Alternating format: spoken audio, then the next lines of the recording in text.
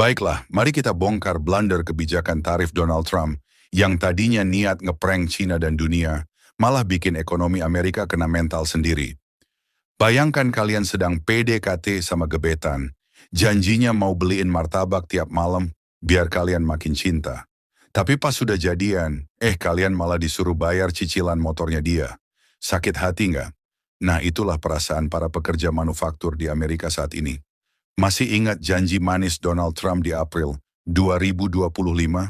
Dia berdiri gagah di depan kamera, suaranya menggelegar, bilang kalau pabrik-pabrik bakal balik lagi ke Amerika, kayak rombongan mantan yang gagal move on.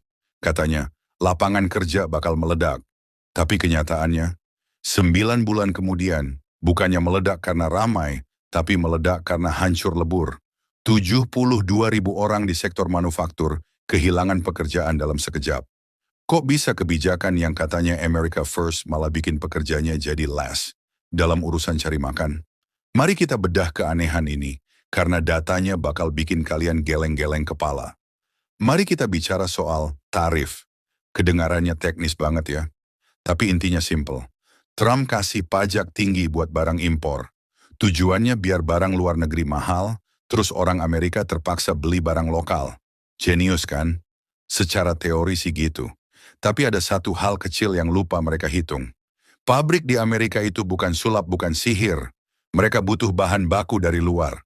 Mau bikin mobil, butuh baja dari Korea. Mau bikin gadget, butuh chip dari Taiwan.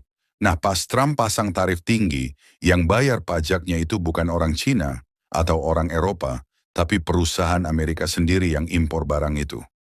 Jadi, bukannya bikin saingan susah, kebijakan ini malah bikin pengusaha Amerika kena pajak siluman. Bayangkan kalian mau jualan nasi goreng, tapi pemerintah naikin harga kecap sama kompor impor sampai 25%. Ujung-ujungnya harga nasi goreng kalian jadi mahal, nggak ada yang beli, terus kalian bangkrut. Itulah yang terjadi sekarang.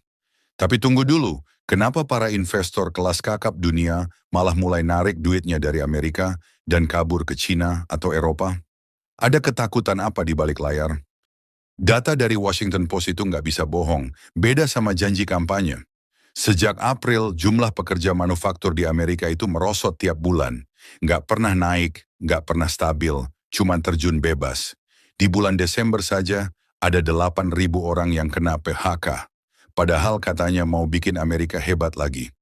Ironisnya, saat Amerika lagi sibuk menghukum diri sendiri lewat tarif, negara lain seperti Kanada, Cina, dan Uni Eropa malah ketiban durian runtuh. Kenapa?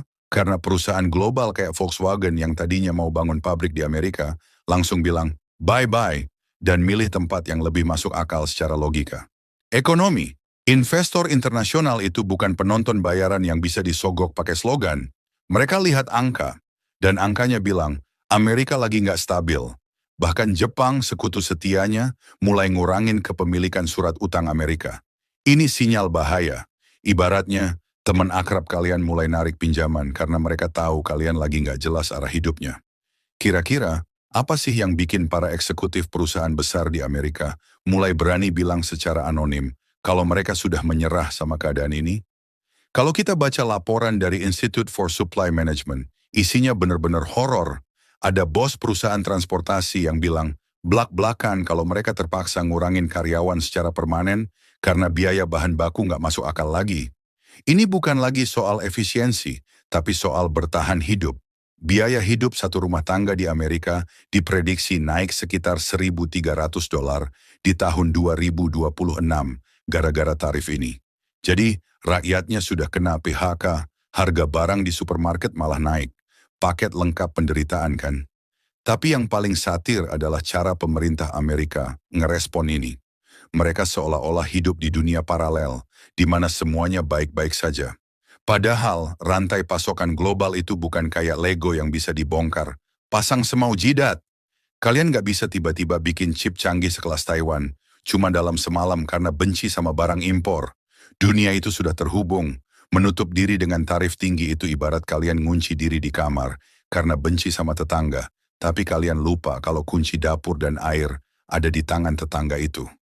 Pertanyaannya, sampai kapan Amerika mau bertahan dengan gengsi politik ini sementara ekonominya mulai keropos dari dalam. Sekarang coba kita lihat dari sisi investor global. Mereka itu paling takut sama satu hal, ketidakpastian. Dulu, dolar Amerika itu dianggap safe haven, tempat paling aman buat naruh duit. Tapi sekarang, begitu kebijakan ekonomi diambil cuma berdasarkan posisi politik tanpa analisis data yang benar, rasa percaya itu luntur. Investor dari dana pensiun Eropa mulai mindahin aset mereka ke mata uang euro. Mereka nggak mau naruh telur di satu keranjang yang pegangannya lagi goyang. Krisis kepercayaan ini jauh lebih mahal harganya daripada sekadar 72.000 pekerjaan yang hilang. Ini soal reputasi institusi. Kalau Amerika yang biasanya jadi pemimpin ekonomi dunia saja sudah mulai bertingkah absurd, gimana dengan negara lain? Apa ini awal dari berakhirnya dominasi dolar? Di sini kita nggak cuma bahas PHK, tapi kita bahas soal capital flight atau pelarian modal secara halus yang lagi terjadi sekarang. Investor itu pindah bukan karena panik, tapi karena mereka rasional. Kalau di sana lebih murah dan lebih pasti, kenapa harus bertahan di Amerika yang lagi hobi bikin aturan aneh-aneh? Di tahun 2026 ini, situasinya bakal makin panas karena ada pemilihan paruh waktu. Trump pasti bakal ditekan habis-habisan soal angka PHK ini. Tapi masalahnya, buat seorang pemimpin, ngaku salah itu lebih susah daripada nyari alasan baru.